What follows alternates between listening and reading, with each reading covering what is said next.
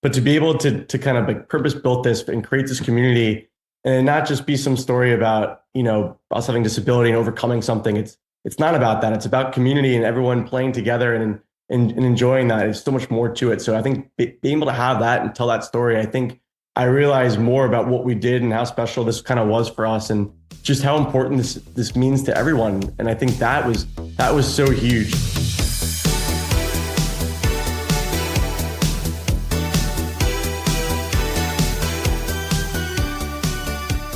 Welcome to Trail Effect. I am your host, Josh Blum. Trail Effect is a show that dives into the stories behind trails, the communities that embrace trails, and the people who rely on trails as a way of life. The goal of this show is to turn the stories you will hear from our guests into useful knowledge that can be applied to your community while providing some entertaining and inspirational content. Guests on Trail Effect include trail builders, board members, community leaders, volunteers, and regular people who really enjoy trails. For episode 201, we have Berne Broudy and Greg Durso. Berne is an outdoor journalist, storyteller, and happens to be the president of the Richmond Mountain Trails, a nonprofit trail organization. Greg is an adaptive athlete and senior program director for the Kelly Brush Foundation. Together, Berne and Greg helped create a new film titled Best Day Ever, a film about adaptive mountain biking, trail building, and what it looks like when inclusion is part of the trail building process from the beginning. Cattle Mountain Apparel, the brand that was built by travelers, hikers, trail runners, and mountain bikers, with the motto of venture far, laugh hard. While I definitely use Cattle Mountain apparel for mountain biking, Cattle Mountain is also my go-to choice for daily wear as it is super functional and comfortable. Cattle Mountain Apparel also offers a lifetime gear repair program with the goal of extending the life of their products while reducing waste in the process. If you ever damage any of your apparel, Cattle Mountain will repair it for free for life. By using the affiliate link found in the show notes or on the Trail Effect website, a small commission will come back to the Trail Effect podcast, which helps to cover the cost of expenses for keeping this show going. Now on to the Trail Effect with Berne and Greg.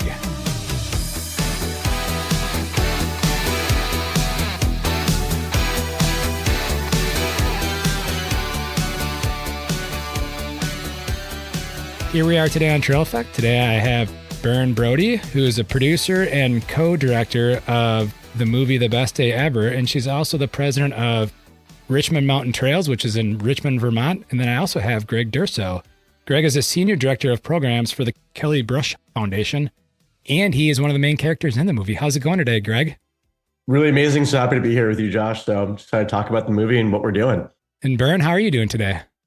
Super fired up to be here. Thanks for having us. So should we start with the end in mind first, which is the movie, and then we'll go backwards and how it came to be. How's that sound? Perfect.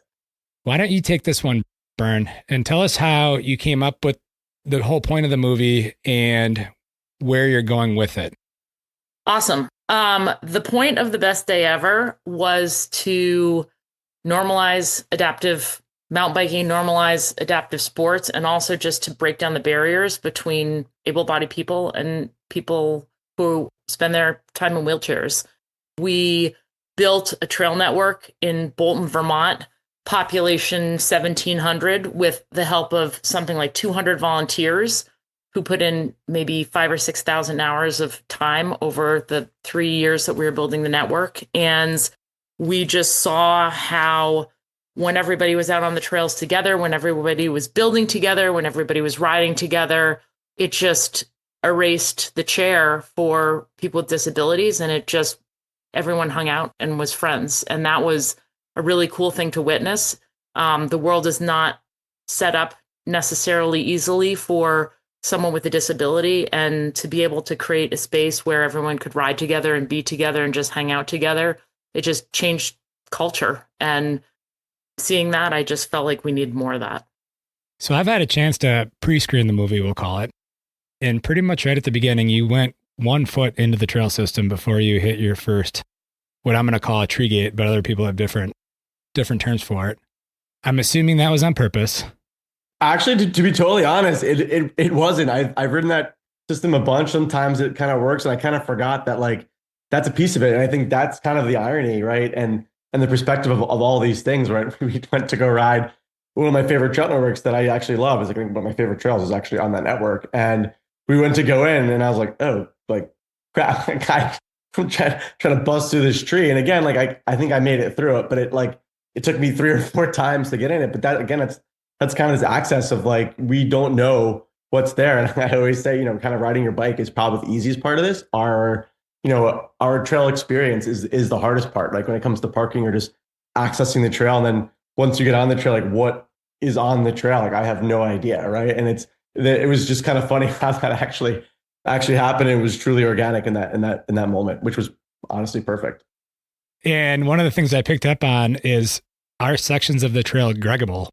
Yeah, it was, I moved to Vermont 7 years ago to join KBF, and I just got my first mountain bike through them, and we didn't know where to go. So Rob and I, who's, in the film, and we kind of just, took me everywhere. And we realized, what was Greggable and what wasn't Greggable. And that's kind of, the term we use and how we went out to decide what trails we're going to go and what trails weren't. And it's kind of as simple as that, like what goes and what doesn't go. And it's kind of objective really, and not subjective. Like what can the bike physically go down, kind of taking skill level aside.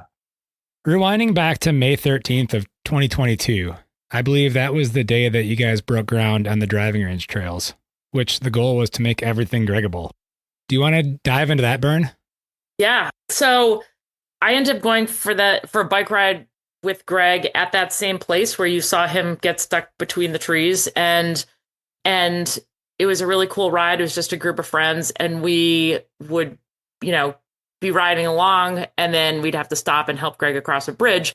Not because he was just because the bridge wasn't wide enough, not because Greg didn't have the skills. Like Greg has the skills to handle everything, but sometimes the infrastructure just prevents him and others who are in adaptive bikes from riding.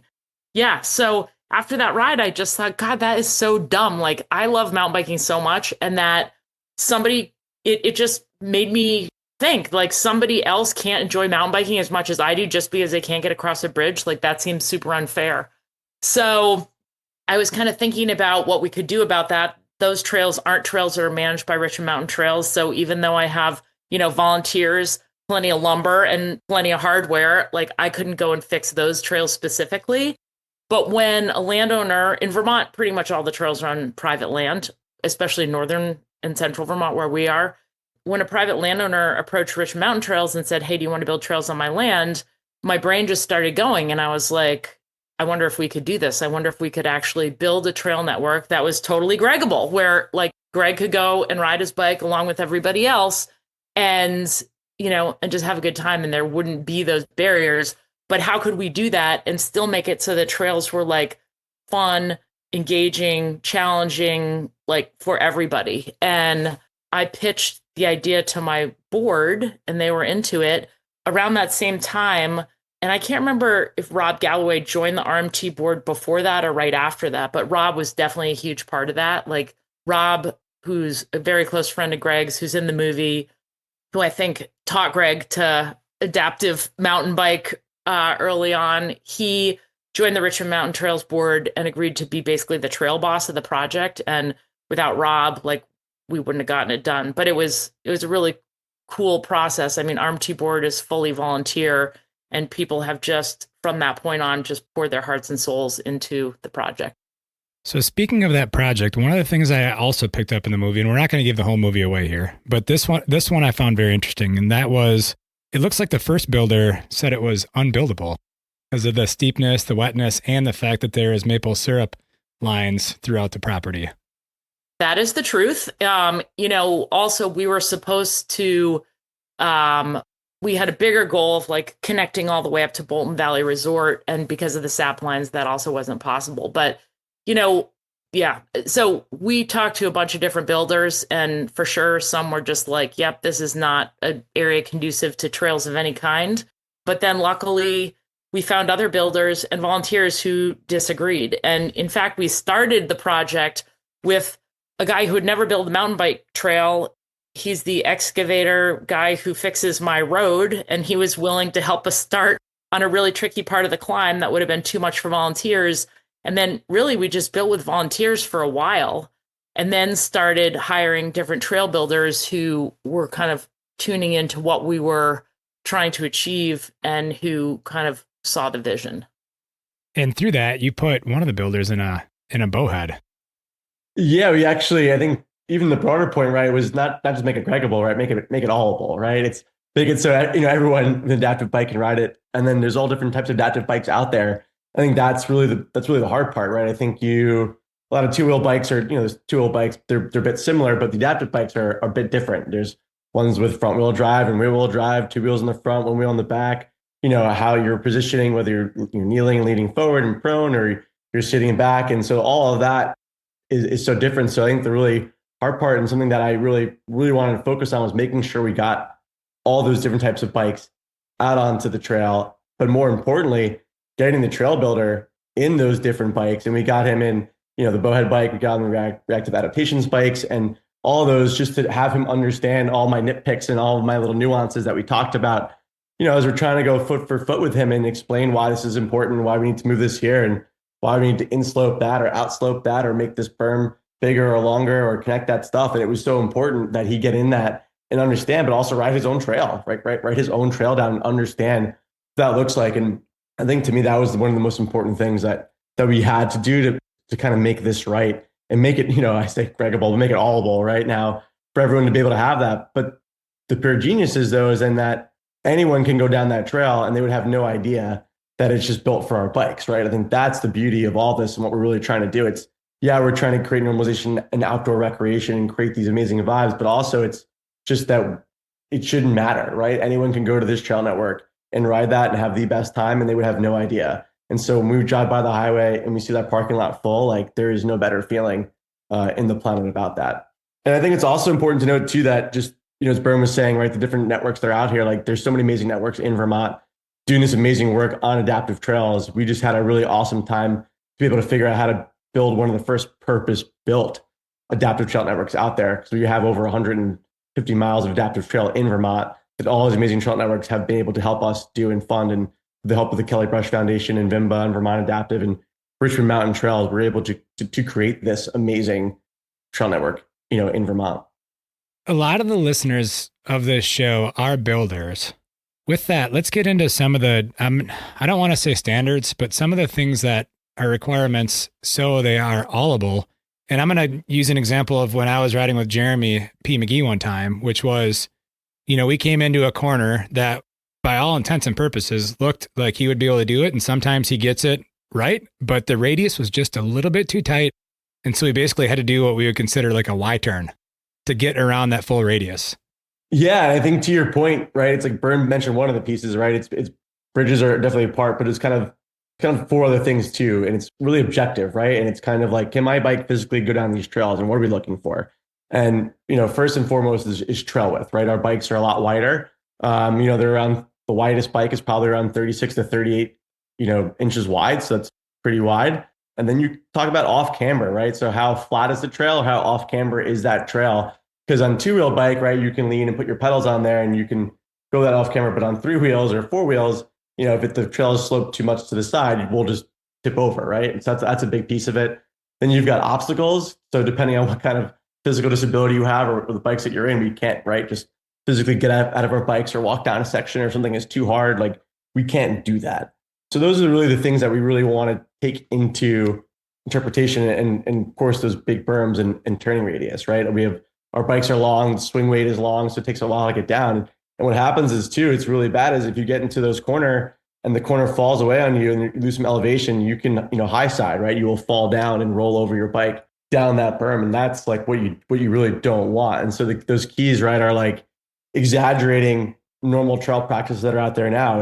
It's making sure you have a big entrance, into that berm, then maintaining that flow through the corner and then finishing it off a little bit longer than normally, right? I think a lot of people do changing grades, or they put water bars in there and the berm kind of ends abruptly and it'll throw you off trail instead of back onto the trail. So trying to exaggerate those trail practices that are already there, I think, is huge. And I think that's the key to this. I mean, I know there are trail standards for when you're building bikes, but for the most part, trail builders aren't sitting there like measuring their berms or measuring their width. There's a nuance to that. And I think it's the same way for adaptive biking. There's no like, it has to be this much or it has to be that. I think it's the knowledge is there, and the ability to understand that and see those bikes on trail, like you riding with Jeremy, is a huge example of seeing what these bikes can actually do.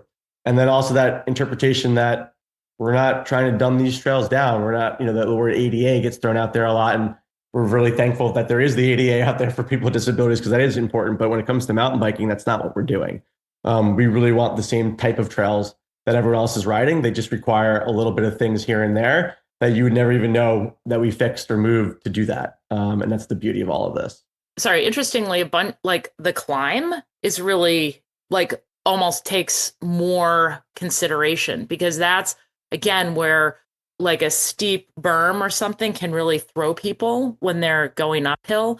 I mean, I learned so much during this process, like adaptive bikes and strong riders can ride unbelievably techie, old school, just rugged terrain and rugged trail that you would be like, oh, there's no way. And then something super simple like us, like you mentioned, Josh, like a smooth corner that just doesn't quite have a wide enough radius. Like that's the flow destroyer. That's the place where somebody has to stop. And maybe they can do a wide turn, or maybe they actually like need someone to get off and like help them around the corner because it's so tight. It's kind of crazy. The tails of the berms were just another huge one, as Greg mentioned. Like the berm just needs to be like the exit of the berm just needs to be so much longer than it does for a two-wheel bike. Ironically, when I was riding with Jeremy, we were climbing. Right. Yeah, and it's the funny things when you do that, having the ability to keep that flow and keep your bike moving. And right, we were relying on a motor most of the time. Most of us are, and building that traction. And again, it's like we can't just get off our bike and walk up a section. So it's like you have to make sure that it works for all of us. So getting all the different bikes on the trails to understand like how they're all going to react was so important to this. You brought up a good point about ADA trails versus adaptive trails. And last week, I gave a presentation on sustainable trail building, and part of the presentation was showing the different adaptive mountain bikes and talking about how nobody wants to dumb down the trails, and then that we're not looking at building an ADA trail. Maybe you could go into that a little bit, because I think they look at me as an able-bodied person and they think I'm a little crazy. But I said, this is what I'm hearing. Yeah, and I think to your point, right, there are ADA trails, and those are important, right? When you're talking about public lands and doing all these things that are out there, like those are definitely necessary. But just like when as a Josh, as you go to mountain bike, right? You go to mountain bike to do a few things, right? And you don't say this properly, right? We're there to mountain bike. We're not there to just have a mobility device that's going to get us to places, and our bikes can do that too, which is also super amazing. And it's amazing that we have that and those standards too. But when we're mountain biking, we want to be out there mountain biking like you are. And when you take into mountain bike trails aren't right. They're made to mountain bike, not to like frolic around on, right? More or less. And so I think it's so important to make that distinction of that. When we want to go mountain biking, we want to go mountain biking. We're not there to just have this flat terrain or terrain that accessible for us to get over, to get places. This is us to enjoy sport, to do that stuff. And so that's where it really comes into play, that we're not trying to dumb these trails down. We want them to be hard. We want them to have the same style that everyone else gets to exist. And I think at the end of the day, it comes down to simple terms of that. We just want to feel normal in that sport that we're doing. And so like, how do we normalize mountain biking a little bit more for us on our bikes to do that? And it's the same way you'd want to be riding your bike is the way we want to be riding our bike. At the driving range, we made a really conscious decision that the trail ratings are the same, whether you're an adaptive rider or a two-wheeled rider. So if you go to the driving range and you're riding a double black diamond, that trail is going to meet your expectations for double black diamond. And that is also a trail that an adaptive rider who is a double black diamond rider can ride, because it is passable for their bike. Like, it's not so much about like technical level. It's about like, we have removed the obstacles so that when someone is riding, it is about their skill level and how that matches with the trail. And interestingly, at the driving range, because of the terrain, we really primarily have focused on blue, black, and double black trails. So you can climb you can descend the climb, and we kind of call that a green trail, but nobody does it. We would have loved to have a green trail there, but again, could not figure out how to do it. But the entire network is also built to be progressive. So we hope that whoever you are as a rider and whatever kind of bike you ride, that you'll ride the blue trails, you'll build up to the black trails, you'll build up to the double black trails. And I think more to Berne's point too, when we created that trail too, like in the progressiveness, we made sure we could lap certain sections of that, which is sometimes really hard to do in networks that you're at. You go to the top, you come all the way to the bottom, you have to go all the way back up again. We have ways that we create platforms and sections of trails where you can go and lap and progress on that. And that's something we don't really get to have either. It's just how do we progress our riding? And I think even more importantly, when we're talking about the ADA and like what our trails like for mountain biking, even all of our A lines, right? Sometimes trails have different lines. You have A line, your B line, or go arounds. We wanted to make sure that like all of our A lines work on adaptive bikes. So again, from a skill level standpoint, like usually half the time we're going to go ride and like, oh, we can't go down this area. You have to take the B line. It's just like, it just wraps around. It's something easy. And now we can't do what would be super fun. So we try to create those A lines, or those pro lines to work for the adaptive bikes too. And then the go arounds are, different difficulties. So that way we have the ability to do that and have that. And it's something that's usually taken away from us. And we want to bring that power back to us as well.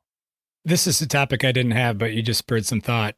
When you're talking about lapping segments of trail, was that intentional or did that kind of come organically as you were building it? Intentional. We built it in sections. So there's kind of like three sections of this network. And again, it's not the hugest network on the planet. It's 4.5 or 5 miles total trails. It's something like 8 miles if you ride everything. But we definitely made it so there's different styles of trails. So someone could go back up and lap a section. And again, without necessarily committing all the way to the top. On it, a lot of adaptive riders are on either kind of hand cycle with motor assist or on a throttle e-bike. For able-bodied riders, same deal. Like it's for everybody to be able to lap and kind of get better and practice.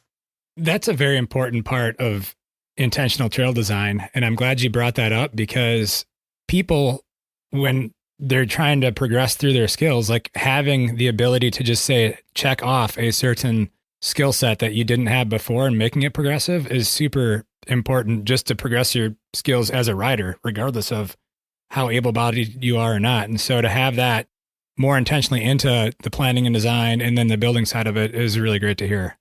Well, and that's the whole point of this network is that we're all riders. We're all out there to mountain bike, as Greg said, and we're all trying to kind of do the same things, which is enjoy the thrill of riding whatever section of trail that is, enjoy the thrill of being in nature and improve our skills.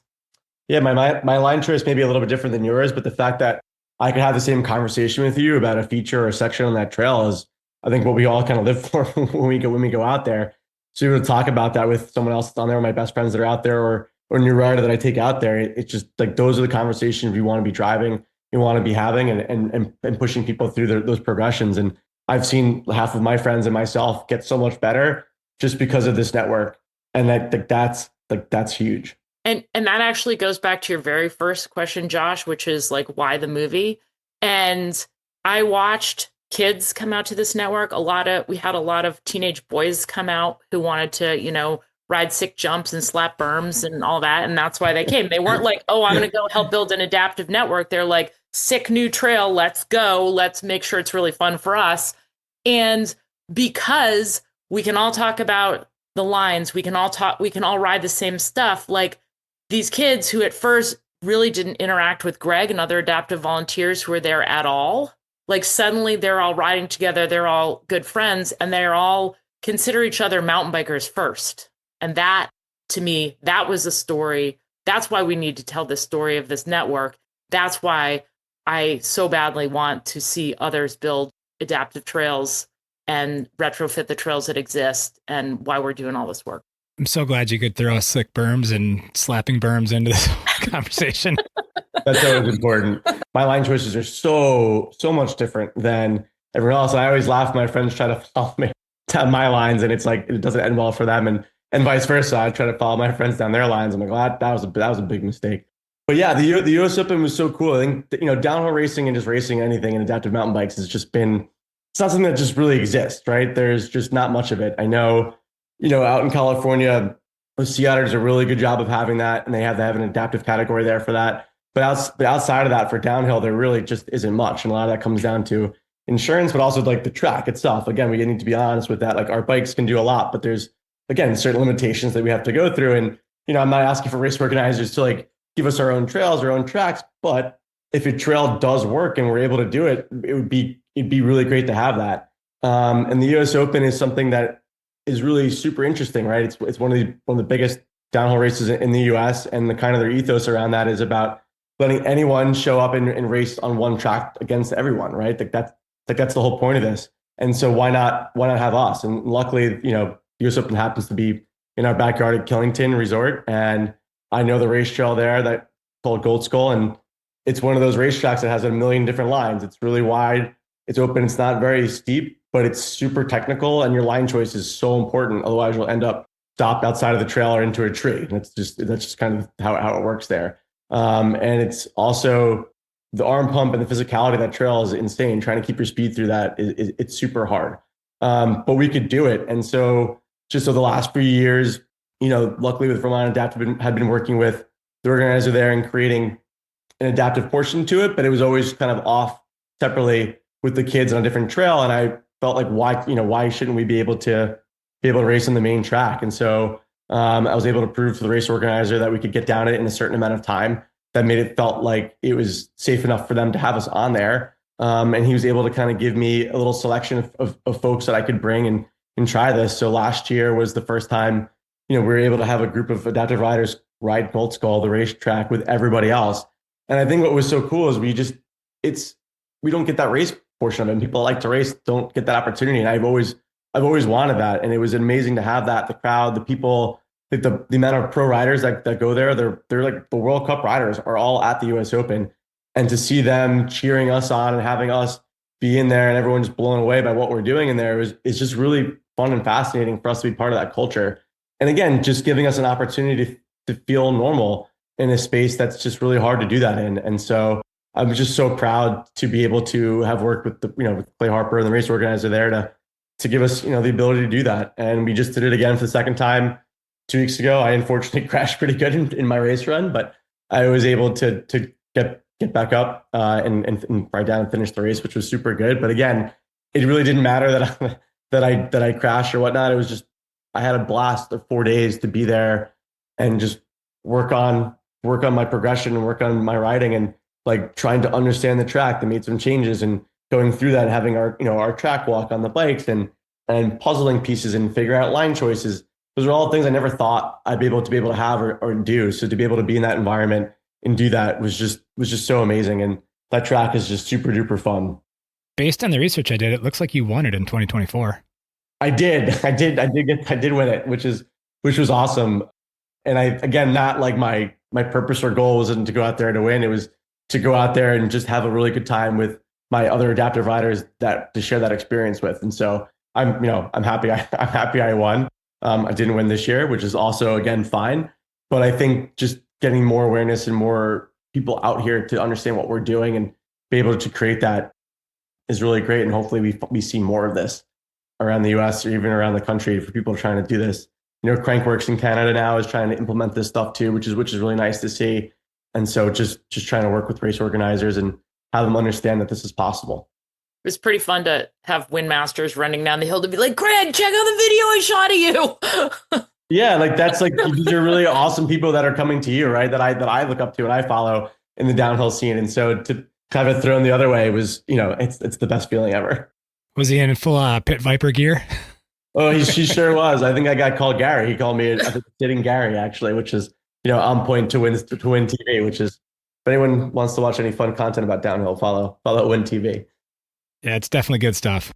This is probably a good segue into the different types of adaptive mountain bikes. And I'm going to say that's a good segue because I'm going to ask what you chose. Because from what I could tell, you actually used two different AMTBs. You have a bowhead and you have reactive adaptations. So what was your AMTB of choice for the US Open of downhill? For US Open, I chose the bowhead. I think it just, for me, it gives me like my best advantage of going down the trail. I think whatever works for everyone is important. I think just having a throttle that can push you through terrain is huge. And I think of a throttle is more of a skill level, less of like a power thing. And when people that race downhill or just mountain bike, you need to keep your speed, you need to keep moving. And so that throttle really helps you to move through zones and move through stuff and skip over stuff not getting disjointed. And I've used my reactive adaptation sound code skull a bunch of times too. And it works really well. There's some tricky off-camber sections that I can just I'm just faster on the bowhead when when it truly comes down to it. Both bikes work well on the trail. For me, I'm just faster in the bowhead when I use it.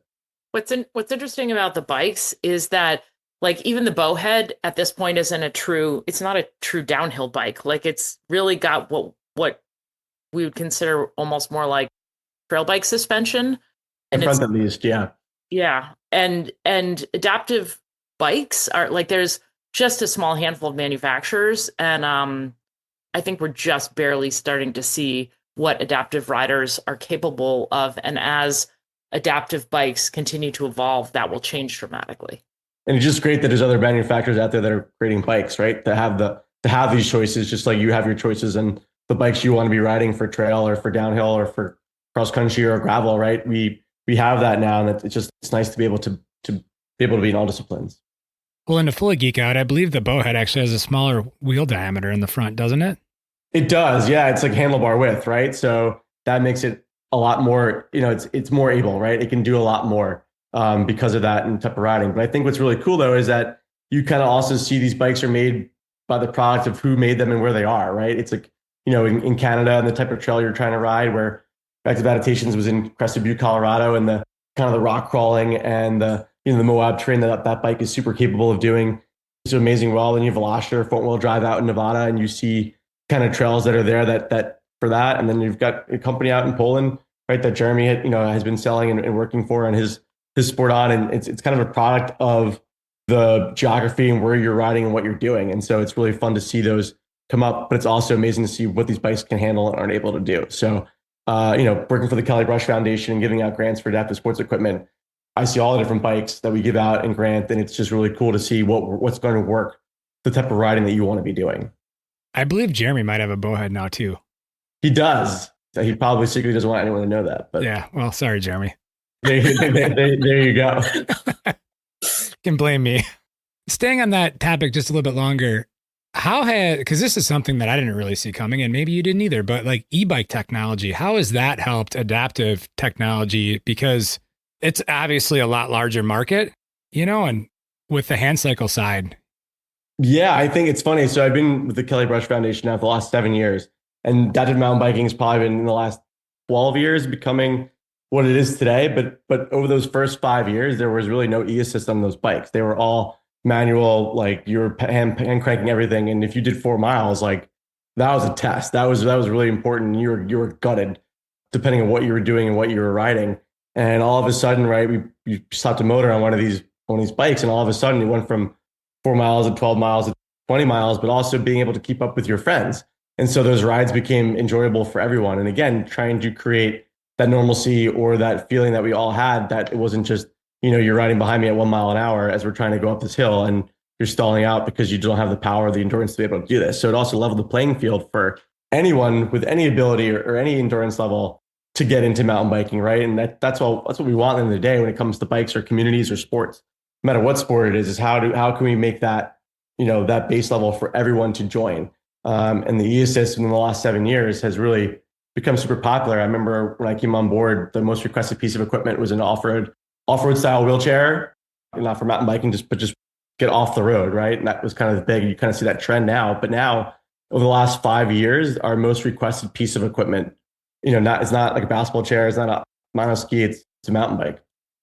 So that popularity has really come, and I think just for people with physical disabilities, the fact of getting off the road or off the pavement is a big thing. And as you know, Jeremy and interviewed Quinn and Joe, like that, those are huge things for us. And they're not just mountain bikes; they are mobility devices for us to do that. There are hiking shoes, right? There are access to national parks, to public lands, to areas that we never thought we would know, and access to the 88 trails that are necessary for us to have that aren't mountain biking, but for us to be able to go on and do. And so they become super popular, and it's just really amazing to see that it's there. And it's great that from the KBF standpoint and the Kelly Brush Foundation, we're here to break that barrier down of cost and help give those grants out for folks to get any adaptive sports equipment because they just cost so much money. Let's tie 3 things together in one topic. We're going to tie the Kelly Brush Foundation, Kingdom Trails, and the movie together, which is with the camps that you are hosting at Kingdom Trails through the Kelly Brush Foundation, which was also featured in the movie. Yeah, I think I came on board to KBF 7 years ago, and our bread and butter really is the active fund, which is giving grants out for adaptive sports equipment. And there's a huge barrier to that. But at the same time, just like for anyone else, getting the equipment is important, but also where do you recreate with that? Who do you recreate with, and how? How do you do that? And creating community. And so I think a big thing for the Kelly Brush Foundation was to kind of create this community aspect to go along with getting your equipment. So how can we create camps or events around the country to bring the community together? Because the adaptive sports community is so resilient, is so amazing, and it's taught me so much. I remember after my injury, I think the first thing I said was like, you wouldn't find me getting out of a minivan with a bunch of wheelchairs. I think within 6 months that changed so entirely. And now it's how many people in a wheelchair can we fit in a minivan and come out with and do it? It flips so much. So to be able to, one, create community and create a space and create a camp and an event for us to have that is so important. But also finding that place and where that is in the Kingdom Trails, in the Northeast Kingdom of Vermont, again, has this amazing terrain. And I got to work with them a bunch, and they have over 50 miles of adaptive friendly terrain there. They have 100 miles total. And I think it's probably more closer to 65 miles now. So you're talking about more than half, 3/4 of their trails all work for our bikes. And so it really proved to be this really awesome place for us to have a camp. There's a hotel right nearby. You have to drive 2 minutes. You're not trying to shuttle back and forth from different trail networks. So, we had this camp literally just ended on Sunday. We had over 20 adaptive mountain bikers at camp, over 50 people there that we had at the Kingdom Trails riding around for 3 days of teaching, coaching, learning. It's truly amazing. We had 2 days doing cross country and skill building. And the last day we're able to rent out the entire bike park, for ourselves to have the chairlift access and get them downhill, which again, I think a lot of people that, come from all over the country, from you're talking Montana, Minnesota, from California, from Wisconsin, the Northeast, like everywhere people are coming from to do this. And I only ever thought they would be doing this and then doing it with the community that they love and cherish, and seeing all the comments in the Instagram posts of what we can do, how we can create change and change people's lives and let them know that this is available for them is huge. So working for the Kelly Brush Foundation literally is the best job in the entire planet.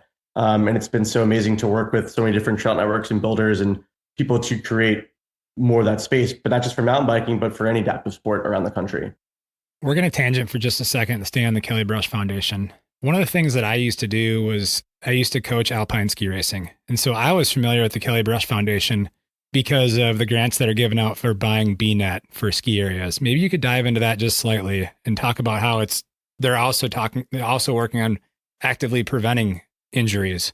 100%. So Kelly herself, right? This whole foundation started because Kelly was injured in a ski race her sophomore year at Middlebury.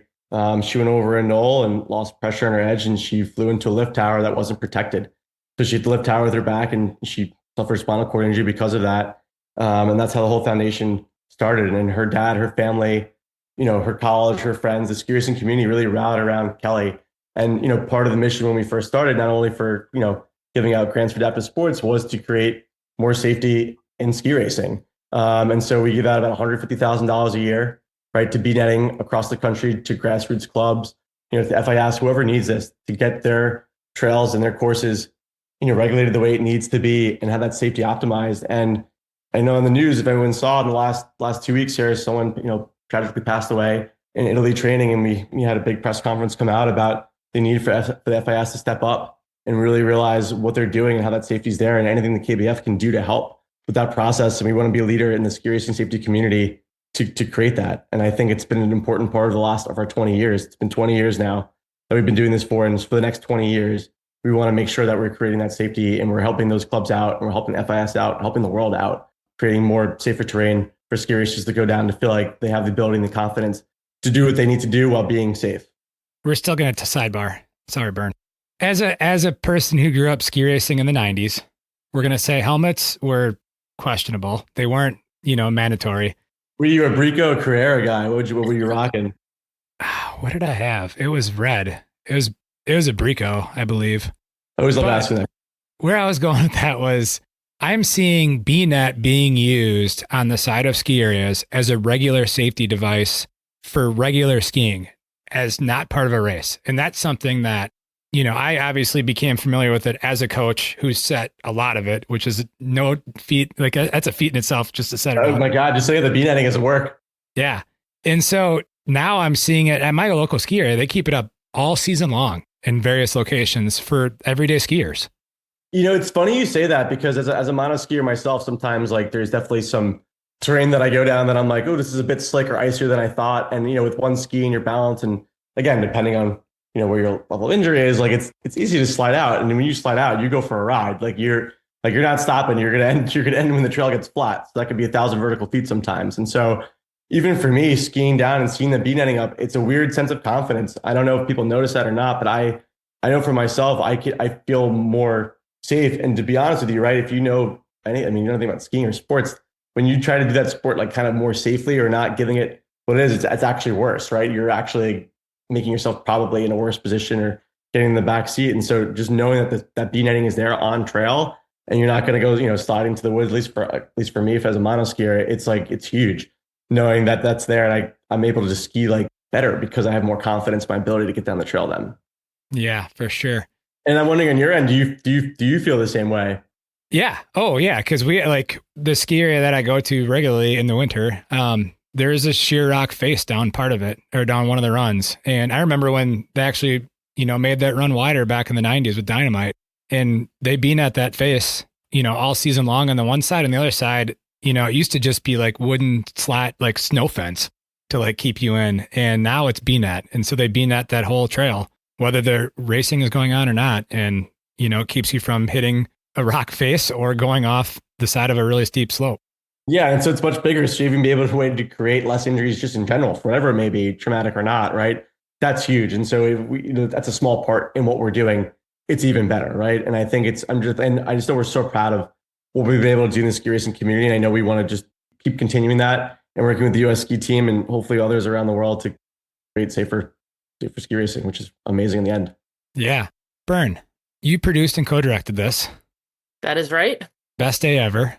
Is there anything that you maybe thought you knew coming into the movie that you didn't know and you learned through the process of filming it?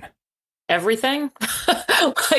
I never, producing or co-directing a movie was nothing that was ever on my radar. I'm a journalist by trade, so I'm a storyteller and have been doing that for a long time. But yeah, I knew nothing, and I've learned everything producing a movie. You know how there's like all those names that scroll at the end of the movie for like minutes and minutes? Like, I think I probably did somewhere between 60 and 80% of that. And Richmond Mountain Trails director Beck did the rest of it. So it's basically been like starting and running 5 different businesses and with no basis for any of it, from like I had no idea there were even different kinds of film files, or like how to put closed captions in, or, how to license music or anything like that. So, but also telling a story through film is really different than telling it through writing. And I just feel so incredibly fortunate to have been able to work with Ben Knight on this project. Like, I fully attribute the success of the movie to Ben. Like, he is so gifted, and he just is such an incredible human who cares so much. And that is not just what allowed, I think, Greg and Allie to share so much and others to share so much, but he just really understands how to put a movie together. And it was, again, total privilege to work with him. I just had a vision of the end of Spaceballs. I love that movie. When you said the credits rolling, that totally is what just popped into my head. So that's pretty funny. You've been jammed. Yeah. So, Greg, your process throughout this movie, what are some things that you maybe picked up on that maybe caught you a surprise during the process of filming it? That's a really great question. I think for me, it was interesting to see how the movie kind of played out. I think, when Berne kind of first approached me or what we're talking about, I think we had a different thought about what this movie was going to be and where it became. And I think a lot of that, to Berne's credit, but also to Ben, and coming in here and meeting him. He's such an amazing person. I never met. He's like one of the most unique people I've ever met in my entire life. So just be able to work with him, and then him getting things out of me that I thought that I probably would never say and do, but also just being around the community. And I think it just highlighted more so about what we did with the driving range. And again, there's amazing natural trails all over the country that people are working on doing stuff. But but to be able to kind of like purpose built this and create this community and not just be some story about, us having disability and overcoming something. It's not about that. It's about community and everyone playing together and enjoying that. There's so much more to it. So I think being able to have that and tell that story, I think I realized more about what we did and how special this kind of was for us and just how important this means to everyone. And I think that was so huge to me. I think you kind of get lost in that sometimes. And it was just so awesome to kind of like just take a step back and realize everything that we've been working on and what we've been doing and how important it is and how grateful I am, to Vermont and to Richmond Mountain Trails and to Berne and to community and to Allie and for the Kelly Brush Foundation, all the things that are part of my life that put me in a place and position to be able to do what we did. And I never take any of that for granted ever. And all I want to do is help, or just be involved in whatever I can to help people succeed in life. And it's not even just with an injury, just with anything that you're doing. I love people, I love fun, and I love creating experiences for everyone. So the ability to be in this place and learning just more about me and was fun. And I think I would do it again in a heartbeat. It was really a cool process. Like, I think everything Greg said just really summed it up well. And it was one of the most powerful moments for me was having completed the film and getting to show it to the RMT board, because people like, again, the RMT board members, Greg, like have poured so much of themselves, so much time, so much just heart and soul and love into building the trails and into building the community. And I don't think anybody realized kind of what we had done. And so the movie was a really cool just snapshot of that and let everybody step back. And also, I think I didn't do a very good job of explaining to Greg what I was trying to do. Like from the beginning, the original idea for the movie was to do like a 3-minute shred reel with Greg and like Richie Rude bombing down this trail network. And it just evolved into so much more. And when Greg first watched the movie, he was really nervous. And like his first response was like a sigh of relief, I think, when he saw it. We didn't have storyboards. We didn't again, the story was, I think, in my head and ultimately then in Ben's head too. But there was no written script of like, this is how it's going to go. It was totally organic, and it was microfunded, and it was captured in the space of a few months. So we didn't have the luxury of filming for years and we didn't know, like when we started building this trail network, like let's capture everything and then we're going to make a movie at the end. It was purely just, oh my God, I think we did something big. Like we should share this story. But that's kind of the point though, right? At the end of the day, it's like, it was not about like one person or one thing. It's about this community. And so like we just filmed, right? Like we just filmed, right? About what we love and what we do best. And I think that's the whole important part of this. And I think why I love this so much. And Ben, I think, told a great story around that. But at the end of the day, like, that's really the simplicity of what it came down to. And I was going to say yes to Berne, no matter whatever we're going to do. So that was totally fine, because again, I love what we do in this community, and anything I can do to help or support it, like I'm here for it, and I always will be. I think we still need to shred it with Greg and Richie Rude. We do. Also, I'm not opposed to that either, and I'd be happy to do that. Richie, call us, Richie. Yeah. I'm not in St. Anne right now. Please, come on down.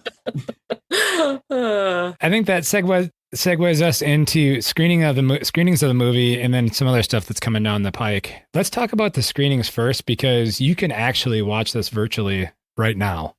So the Heartland Film Festival started yesterday, and we are premiering at Heartland Film Festival in Indianapolis, Indiana. For $15, you can buy a virtual pass, and that gives you an audience choice vote. Please vote for us if you think the movie's awesome.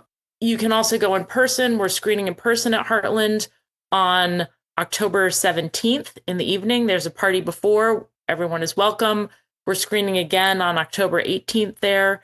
And from Heartland, we go to the Sunflower Theater in Cortez, Colorado, where we're screening on October 25th. From there, we go to Banff Mountain Film Festival, which we're really excited about, and also Coast Film Festival. They are on the same weekend. So We are screening at Coast Film Festival outdoors. It's a free screening, and that is on Thursday, November 6th. And then in Banff, we're screening on Sunday, November 9th. And if you just keep an eye on the bestdayever.mov website, we just will continue to update screenings. We've been accepted into film festivals in Chile, the UK, Spain, Macedonia, and some other film festivals in the US that we're not allowed to announce yet, but we're really excited to announce once we're able. It's going to be a busy next few weeks. Yeah, are you flying to all of them, Greg? I'll be in most of them, yeah. So I'm really excited for that. And I got a wheelchair sports camp coming up too, which is our first one, which I'm really proud of too as well with KBF. So it's really cool that we get to do all this and be out there. But also too, it's kind of part of our mission and what we're trying to do and get out there with. So I couldn't be more excited for what's happening. And I'm pumped to just get on some more airplanes. I don't usually timestamp these shows, but this one I am on purpose. We are recording this on October 10th of 2025, and this will go live on October 14th, 2025. And so it is ahead of the dates that you threw out there. You have another thing also that's going to be live, literally live, on October 30th of 2025 with American Trails. Yes, we are hosting a webinar with American Trails on how to build adaptive trails. And it'll be Greg and myself, but also Nick Bennett from Vermont Mountain Bike Association, Jeff Alexander from Vermont Adaptive Ski and Sports, and Tom Lepesker from L&D Trailworks. We haven't mentioned Tom and Slim yet, but they are the trail builders who got into the adaptive bikes and who have been really, really critical to the success of the driving range. So we will be, we'll be talking about this YouTube series that we recently released called How to Build Adaptive Trails. It's a series that captures what we learned at the driving range. It captures what we know now about adaptive building, which I think we all agree is an evolving science. So please join us for that. It's a free webinar. Check out the YouTube series. Shoot us any questions. We are really excited to work with grassroots clubs all over the place to help assess and retrofit your trails, to help show you how to do that, to help you understand how to do that. We're raising money right now to try and provide some consulting for that. But yeah, we just really would like to see more trails in more places be adaptive friendly, adaptive optimized. Well, and you have a donation button. We sure do. So yeah, any money that goes to that will help us support that initiative to work with grassroots clubs. It can be really tough as a small trail club to have the resources to do the work that you want to do. And so we're just trying to facilitate that and make it easier. Do you have anything to add to that one, Greg?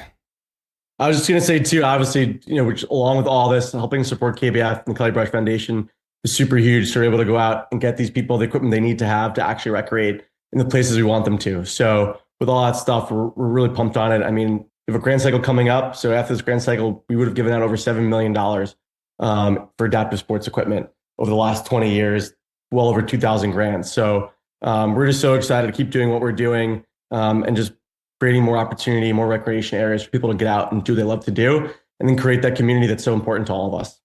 And for the listeners, all those links of everything that was just listed will be found in the show notes as well. And so you don't have to remember it. You can go to the show notes and look up the Kelly Brush Foundation, look up the Heartland Film Festival, look up the American Trails webinar, look up the donations button, all the things.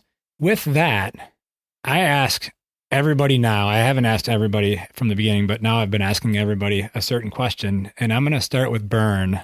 And I want you to answer this in the most selfish way possible. And I truly mean that. You're the president of a trail organization. You're obviously involved with everything we've just talked about, which has everything to do with trails and trail communities. What do you personally look for in a trail community? That it's welcoming. That's a good one.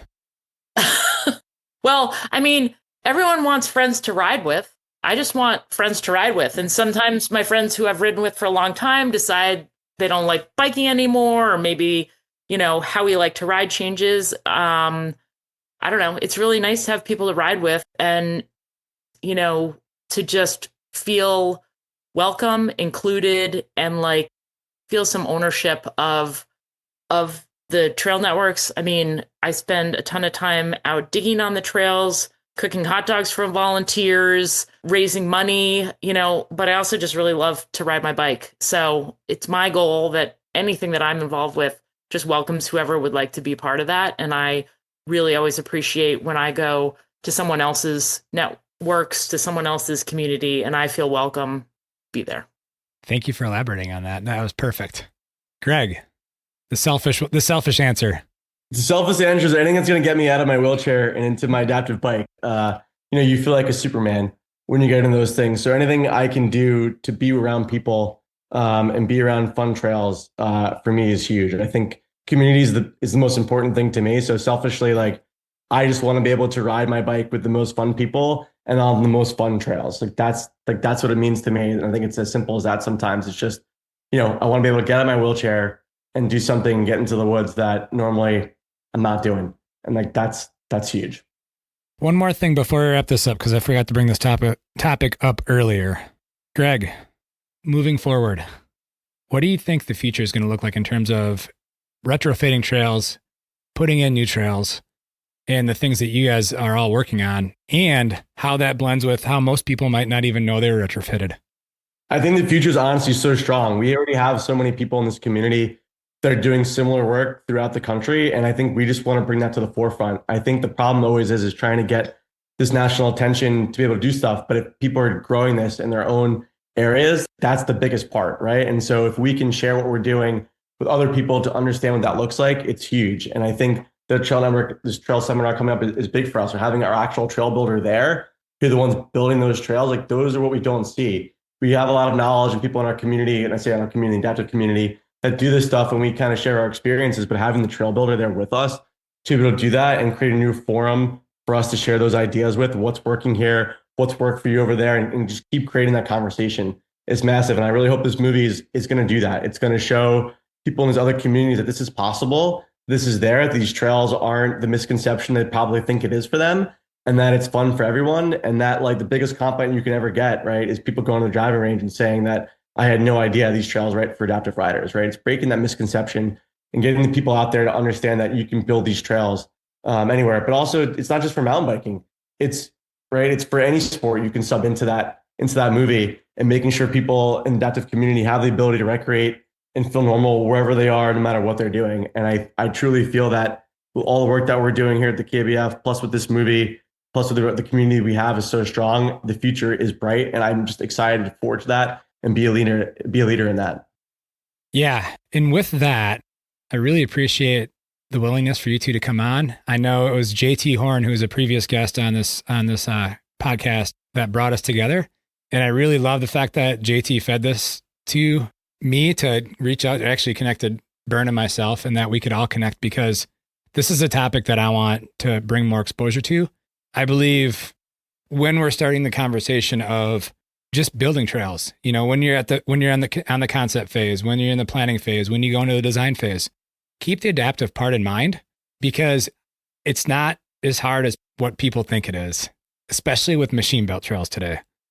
It's not as hard, and it's not that much more expensive. The lift is learning. If you spend the time to learn and to understand, if you spend the time to involve adaptive riders in the process, you will be really psyched on the end result, and everyone who rides those trails is going to be fired up. And if you talk to Tom, our trail builder, everyone, a lot of times it makes the trails better for everybody. We're not just doing this to be people, that have mobility, disabilities, need to have this space for us to do this. No, there's a bigger reason for this, right? And it helps more people get on bikes everywhere and makes trails better. And at the end of the day, that's what we want. 100%. That was a great way to close this, Greg. Thank you. I'm just pumped you believe in it too. I've been believing in it for a long time. I mean, I went to middle school and high school with an adaptive athlete. And so I had it front and center growing up, and seeing him get around the school, and how, and he went on to, I think it would have been the 94 Olympics. He played a sled hockey in Lillehammer, Norway. And so this has been on my radar for many years. Well, it was super interesting from the RMT perspective. We had a board member who probably 5 years before this project was like, we should build adaptive trails. And I just remember that meeting and everyone kind of looked at her and like, we didn't even have context for what that meant. Like, I don't even think anybody responded. I just remember that comment kind of hanging there, and we were just like, okay, on to the next agenda item. And it's so cool that here we are 5 years later, and now it just, as far as RMT, like anything that we build that we can build adaptive, we will. It's really amazing to see what's going on in Vermont and the incredible dedication and commitment of Vermont Mountain Bike Association with support from KBF to build adaptive trails. And it's like, there's so much possibility. There's just so much potential. Yeah. Another great way to close this one. I really appreciate this, you guys. Berne, Greg, this has been incredible. You've, every time I close these things, I'm always fired up to go at it. And so and I'll listen to this probably at least 3 times before it goes live because of my editing process. And so I really appreciate everything you brought to the table on this one. Anytime. I could talk to you about this all day long. It's my favorite thing in the world. Thanks for all the great questions. And yeah, just for the time. Really appreciate it. Thank you for listening. If you like what you've heard, please take the time to share these shows with others. Sharing these shows will help create awareness of both the guests who have taken the time to be on the show and the podcast series itself. Also, if you're new to the Trail Effect Podcast, check out our ever-expanding library of episodes. If you listen to the Trail Effect Podcast on Apple or Spotify, please don't forget to leave a rating and review, as this is one of the best ways to show our support for the Trail Effect Podcast. Also, don't forget to check out Cooley Creative at www.dudejustsendit.com. For additional ways to help support the Trail Effect Podcast, check out the affiliate links tab at the Trail Effect website, where you'll find links to Kettle Mountain apparel and Trail One components. By using the affiliate links found at www.traileffectpodcast.com, a small commission will come back to the podcast, which will help keep this thing going. This podcast has been edited and produced by Evolution Trail Services. Thank you again for listening.